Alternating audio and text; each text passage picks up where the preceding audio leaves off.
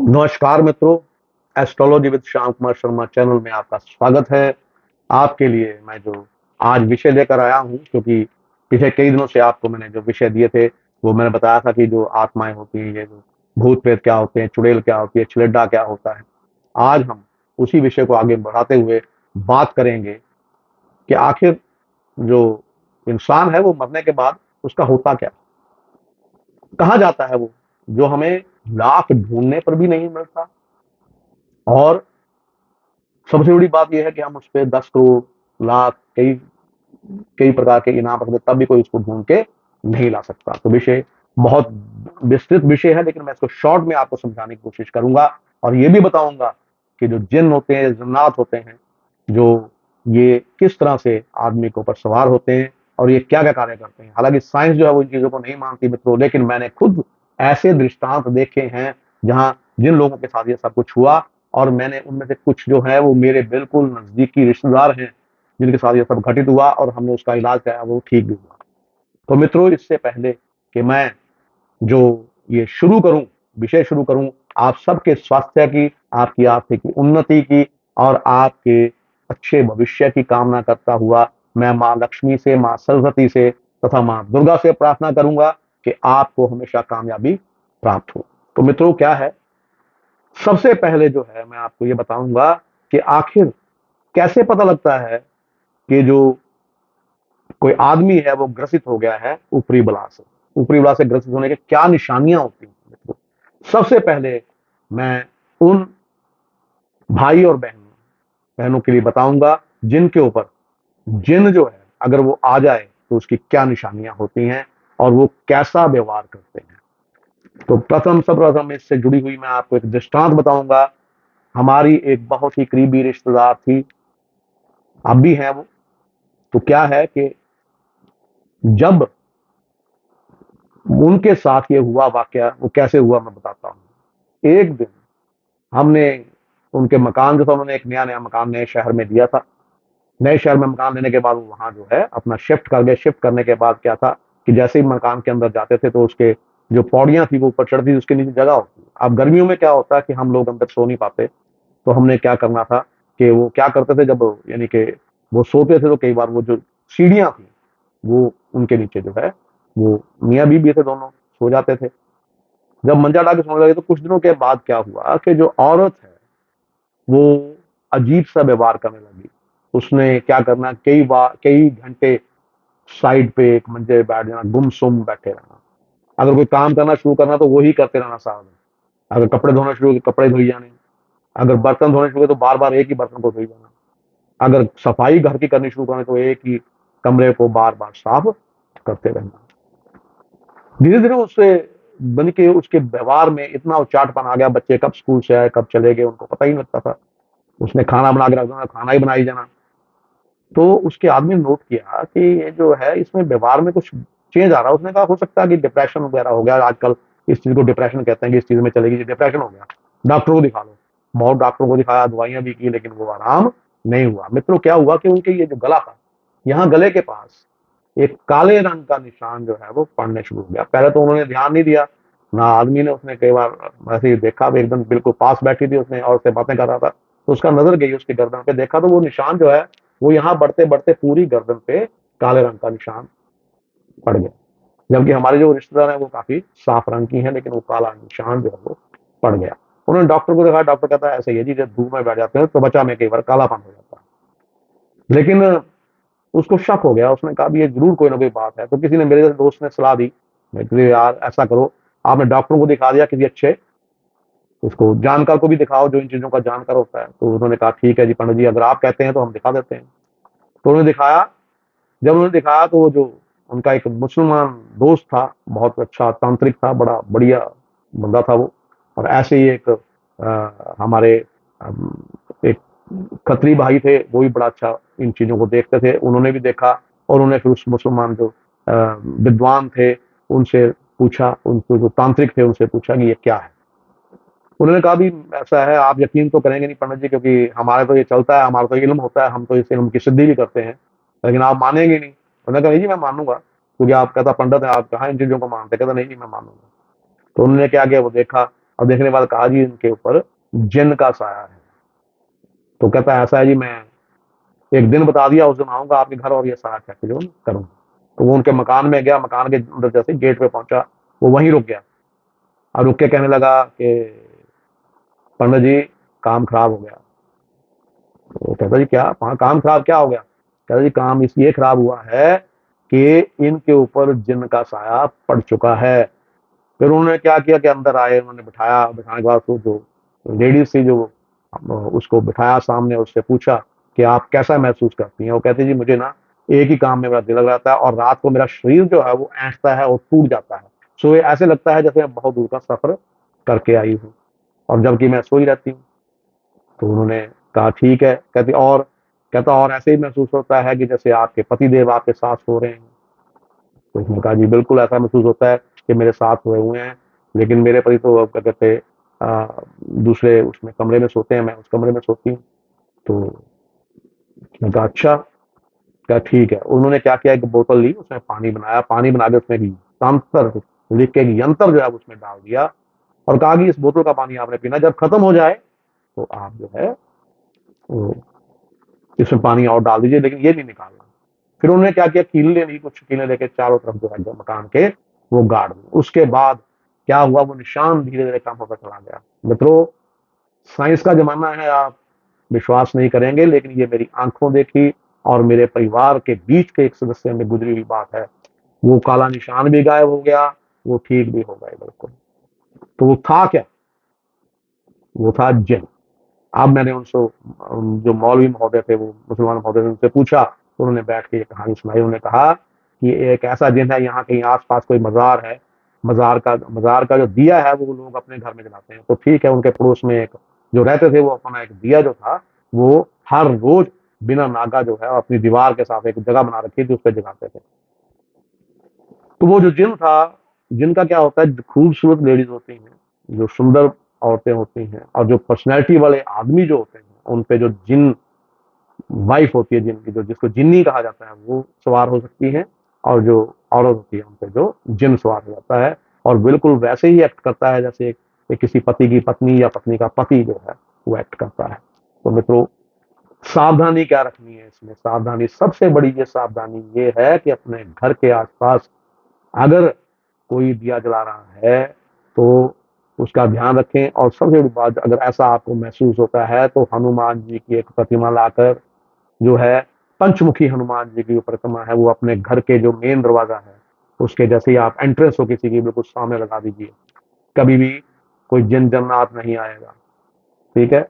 और नंबर 2, हर रोज शाम को अपने सभी सदस्यों पर जो 7 लाल मिर्चें लेकर उसकी जो उसको घुमाकर उनको हर रोज शाम को अपने गैस पे या चूल्हे पे जला दीजिए। कभी भी ऐसे काम जो है आपके घर में नहीं होंगे। अब मित्रों, इसके साथ ही मैं आपको बताने वाला हूं कि मरने के बाद जो है व्यक्ति क्या होता है। मित्रों, जिसकी आयु पूरी नहीं होती वो भटकता रहता है, लेकिन जिसकी आयु पूरी हो जाती है वो तुरंत ही उसको कुछ दिन के बाद नया शरीर जो है मिल जाता है।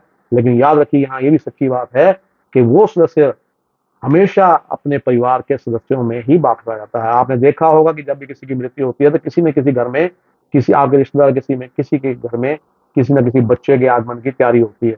आप देखिए, जैसे ही वो उसकी डेथ होती है उसके महीने के बाद जो है वो बच्चा जो है वो जन्म ले लेता है। तो मित्रों, कहीं नहीं जाते हमारे रिश्तेदार, हमारे जो प्रियजन है वो कहीं नहीं जाते, वो वापस हमारे पास ही लौट आते हैं। और सबसे बड़ी बात, एक दुनिया हमारी है जिसमें हम मनुष्य लोग रहते हैं और एक दुनिया ऐसी है जिसमें ये सारे मरने के बाद जो लोग होते हैं, जो आत्माएं होती हैं, वो रहती हैं। हालांकि साइंस इस पे यकीन नहीं करता, लेकिन जिसने ये दुनिया देखी है, जो इसमें वापस आया है, तो ऐसे ही दृष्टांत, एक छोटा सा दृष्टांत सुनाऊंगा कि मेरे बिल्कुल जानकार हैं, अभी अभी उनके जो बुजुर्ग थे उनकी डेथ हुई है, उन बुजुर्गों से मैंने जो है वो ये बात सुनी थी। उन्होंने क्या कहा कि मैं एक दिन कहीं पैदल चलते थे, लोग पुराने जमाने में बहुत पैदल चलते थे, तो पैदल चलते तो बस से उसे होती नहीं थी, घोड़े से चलते थे या पैदल चलते थे। तो वह दिन पैदल चल के किसी धर्म स्थान से वो दर्शन करके आ रहे थे। दर्शन करके आ रहे थे, उन्होंने फिर देखी कि भूतों की दुनिया क्या होती है, वो मैं बताता हूँ आपको। जैसे वो दर्शन करके आ रहे थे, 1:25 का समय था जब वो एक पहाड़ से नीचे उतरे। हमारे यहाँ वहाँ कट्टा कहते हैं उसको, कट्टा चढ़ा और कट्टे से नीचे उतरे तो खड्ड आ जाती है। खड्ड जो होती है उसमें रेतीली खड्ड होती है, पानी बहता है उसमें। तो वहां पहुंचे तो क्या देखा, एक बारात जा रही है, खूब बाजे बज रहे हैं, लोग नाच रहे हैं, गा रहे हैं, बाजे बाजे बजा रहे हैं। तो उन्होंने कहा भी चलो मैं भी देखता हूँ। देखा तो उनका एक जानकार जो था उसकी लड़के की बारात वो जा रही है मेरे ना। तो मेरे जो बुजुर्ग थे उन्होंने सोचा कि जो है हम भी इसमें शामिल हो जाएं, क्योंकि तो मैंने इनवाइट तो किया नहीं, लेकिन हो सकता है ये भूल गया हो, तो चलो मैं भी इनके साथ चलता हूँ। तो वो बुजुर्ग जो है उनके साथ हो लिए बारात के साथ। बारात में खूब उन्होंने मौज मस्ती की। जब 2:30 बजे का टाइम हुआ तो उन्होंने खाना खुना भूखों ने परोसा, सबने जो बारात है वो परोसा, सब कुछ परोस परास के, चावल ये बड़ी खुशबू वाली सब कुछ किया। तो उस बुजुर्ग ने कहा कि मेरा खाने को थोड़ी रात को मैं खाता नहीं क्योंकि मुझे बदहजमी हो जाती है, इसलिए उन्होंने कहा कि ऐसा है, जो मुझे ये भोजन है ये बांध के दे दीजिए आप। तो उन्होंने वो भोजन बांधा बड़े प्यार से। बांधने के बाद उन्होंने क्या किया, और वो भोजन था वो यानी कि वो अपने घर की तरफ ले आए। सुबह 4:10 पे जब वो अपने घर पहुंचे तो उन्होंने वो एक साइड पे रख दिया कि सुबह उठ के जो मिठाई मुठैया बच्चों में बांट देंगे और ये खाना जो है हम खा लेंगे। तो जैसे ही सुबह वो उठे, थोड़ा लेट उठे, 11 बजे उठे। 11 बजे के उठने के बाद उन्होंने देखा कि वो मैं लाया था सामान, लाया सामान जब खोला तो उसमें क्या था मित्रों, आप बताओ क्या हो सकता है? उसमें क्या था, हड्डियां बहुत सारी, राख। तो वो बारात किसकी थी? वो बारात जो थी वो भूतों की बारात थी। तो जैसे क्रियाकलाप हमारी इस दुनिया में होते हैं वैसे ही क्रियाकलाप उस दुनिया में भी होते हैं। तो अब इसको जुटलाया नहीं जा सकता कि हमारी इस दुनिया के अलावा भी एक दुनिया है जहाँ सारे क्रियाकलाप, शादियां वहां होती हैं, जन्म वहां होता है, सब कुछ वहां होता है। वो ऐसी आत्माओं की दुनिया है जिनकी जो है मृत्यु जो है वो पूरी उम्र जो नहीं हो सकी, जल्दी ही उनकी मृत्यु होगी, अपनी उम्र वो पूरी नहीं कर सके। तो इसके साथ ही मैं एक चीज जो है, छोटी सी चीज आपको और बताता हूँ कि जो ये एक बार नहीं कई बार होता है। एक बार एक रसोईया था, रसोईया जो था वो खाना बनाने का कार्य करता था। जब खाना बनाने का कार्य करता था तो उसने क्या किया कि एक दिन वो लेट हो गया। खाना पहाड़ी इलाके में जरा दुर्गम स्थान होते हैं, तो वो उतरते हुए लेट हो गया। लेट होने पर उसने क्या देखा कि मैं यार यहाँ तो 11 बज गए हैं। तो क्या, चलो कोई बात नहीं, उसने अपना क्या किया, चावल बांध लिए, 5 किलो चावल, पाँच बनाए हुए गठरी बहुत सारी बना ली, दाल रख ली, और दाल रखने के बाद वो अपने साथ उसका चलो अपने गांव चलते हैं, कोई बात नहीं। पैदल आते थे लोग, पैदल जाते थे। तो जैसे ही वो क्या कहते हैं अपने गांव के पास पहुंचा तो 12 बजे के बाद का टाइम हो चुका था। तो इनकी जो दुनिया थी वो शुरू हो गई। जैसे ही वो चढ़ रहा था, कट्टा जो है उस पहाड़ के ऊपर रास्ता जो चढ़ने उसको कट्टा कहते हैं, कट्टे पे चढ़ने लगा तो उसको आवाज आई। कहता यार अकेला अकेला खाएगा, मुझे भी खिला कुछ। तो वो समझ गया, क्योंकि जानकार था, जो कई बार उसके साथ हो चुका था, लेकिन था बड़ा जान ज्ञानी वो भी, और कुश्ती करता था, वो सोया भी था, कुश्ती भी करता था। तो उसने कहा भी क्या भाई, क्या मैं तो दूं? कहता मेरी मेहनत की कमाई है, मैं तेरे को क्यों दूं? मैं तो वहां इतनी दूर से पैदल लेके आया हूँ इसको, तो मैं तो नहीं दूंगा तेरे को। उसको पता था इसको दे दिया तो मैं ही फंस जाऊंगा और ये सारा कुछ खत्म हो जाएगा। तो उसने चैलेंज दे दिया। उसने कहा ऐसा है, अगर तू जीत गया, मुझे मालूम है तेरे को पता चल गया कि मैं कौन हूँ, मैंने किसने तुम्हें आवाज मारी है।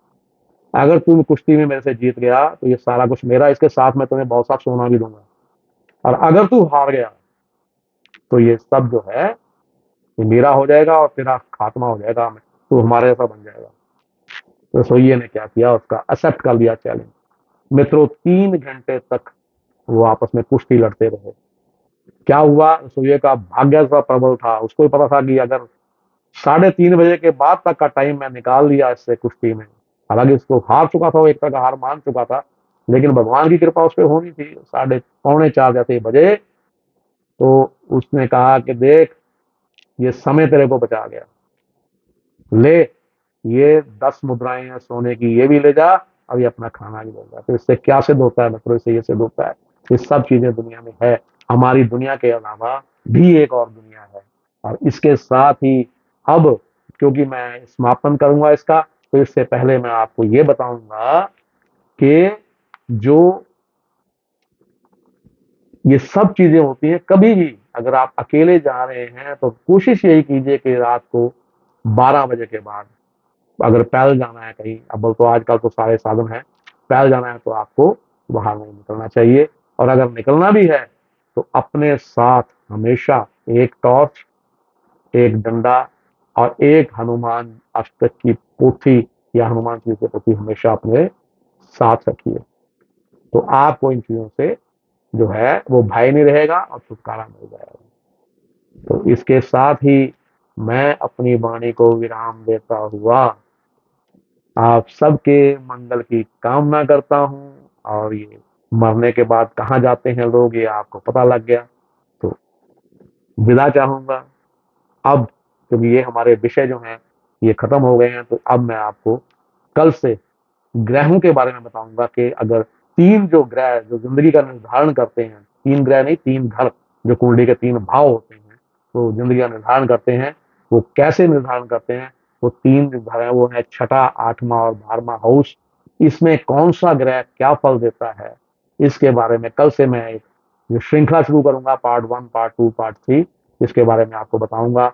आप भी कहेंगे कि पंडित जी जो हैं वो ज्योतिष के बारे में कम बोलते हैं, लेकिन नहीं, मैंने ये विषय मुझे किसी ने कहा था, मैंने वो विषय कंप्लीट कर दिए हैं। इसके बाद भी अगर कोई आपका सवाल हो तो मैं उसका जवाब अवश्य दूंगा। और आशा करता हूँ आपको ये विषय पसंद आया। तो इसी के साथ ही आपसे विदा देता हुआ आप सबके मंगल की कामना करता हूँ।